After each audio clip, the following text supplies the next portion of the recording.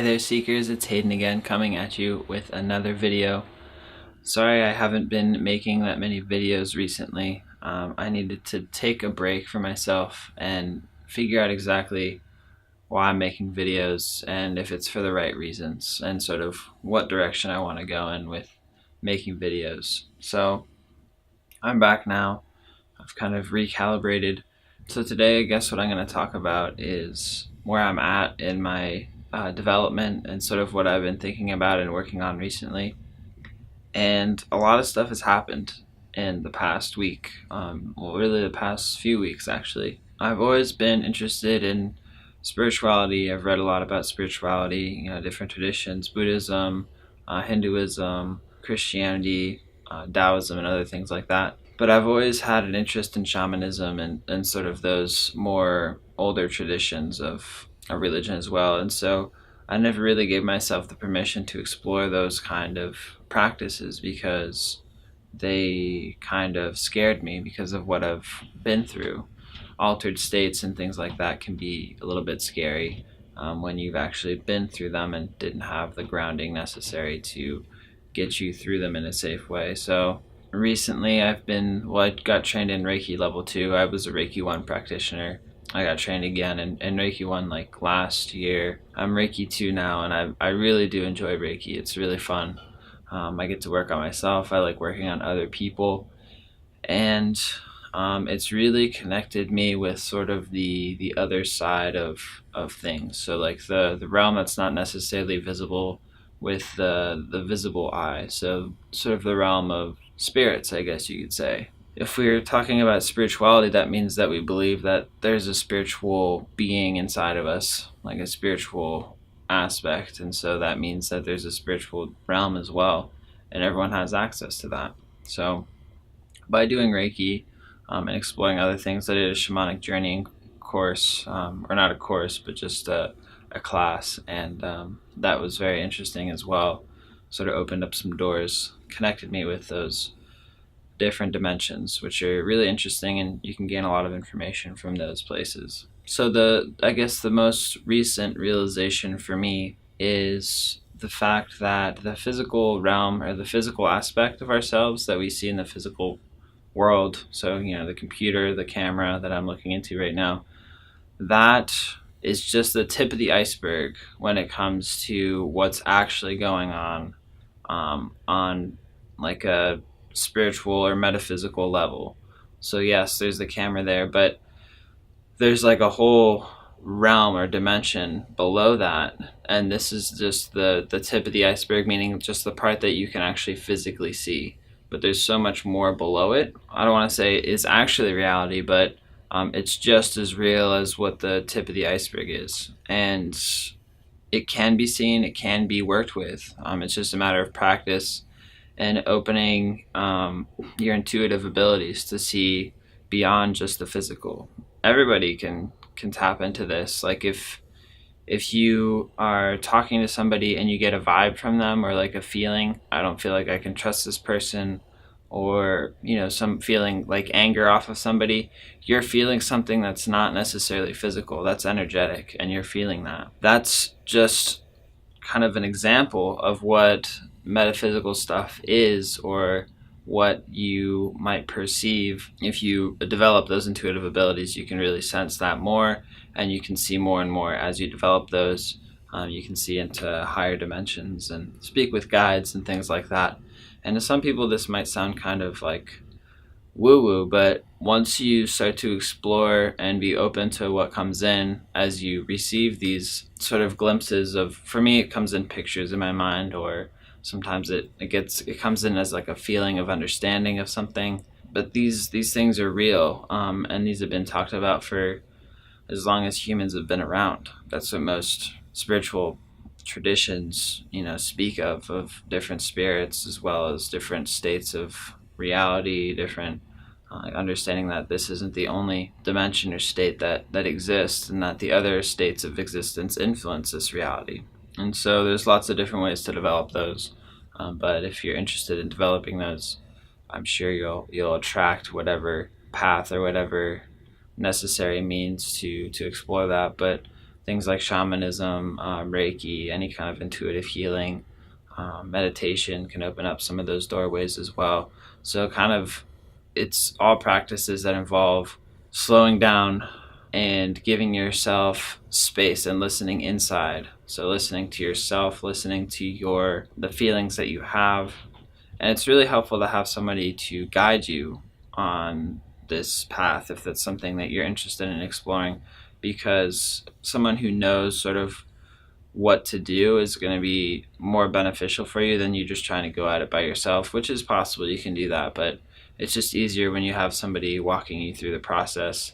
And there are some dangers and some things like that to be wary of when you're dealing with different realities and things like that. Like I said, if you're doing altered states and stuff like that, which is kind of the extreme end of this exploration, it can be dangerous because you need someone to guide you through that. It's like going into uncharted territory, and not everything out there is benevolent. So there's some benevolent beings, and there's some beings that aren't so benevolent, and that's just part of how creation is made. Whatever created the universe created free will and allowed things to be as they are, and so by allowing everything to exist, it's like the most loving and unconditionally loving way of creating existence, essentially, because there's the beings can choose to go down a path that's more malevolent, but in their own way they're trying to find their own truth and find enlightenment in their own way by doing that path.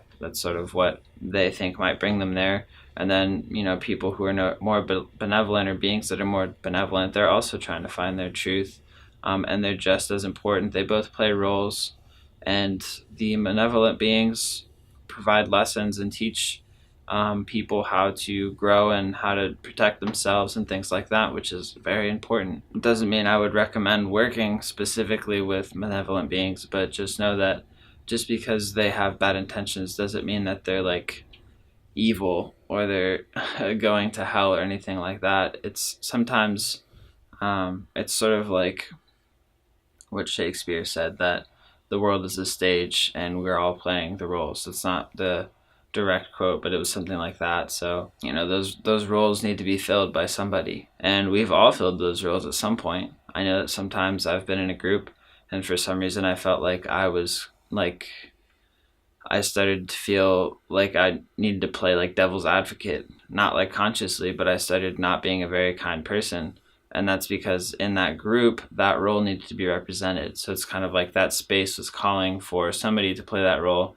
And I guess I was the person that was kind of designated by the space to play a role that was not like necessarily the peacemaker. And that was necessary for the space to be integrated. Not saying that you can just blame the way when you act in a way that's not kind to other people, that you can just blame it on that. I'm not saying that's what I'm doing, but just know that is a reality. So if you feel like all of a sudden it's like, wow, like where did that come from? Why am I feeling this way? It might be because you're actually filling a space that needs to be integrated both for you but also for the group that you're in. So that's something to kind of keep in mind. So that's sort of just some of the stuff that I've been processing recently and kind of integrating. I'm definitely going to continue my practice with Reiki and possibly continue my exploration with shamanism. I think that these are paths that kind of resonate for me because it's just something that I understand and it makes sense. The way those kind of traditions and practices, they don't necessarily describe how reality is, but it's a practice to unveil sort of how things actually work on a deeper level, like on an energetic level and beyond the physical. And I think that's kind of something that has always appealed to me and always made sense, because now that I'm starting to understand that this is all just the tip of the iceberg, everything makes a lot more sense to me. And there's like a depth that I feel with reality. There's deeper levels, and that it's not necessarily to always reside just on the physical plane, but allow those other dimensions to come through me as I move through my day, so I can understand and process things on a deeper level than just what's going on materially, on the physical level. And everybody has these aspects. We're all multi-dimensional beings. It's just that people are on different paths on their development, and some people are working on physical, working on the physical, very practical physical things.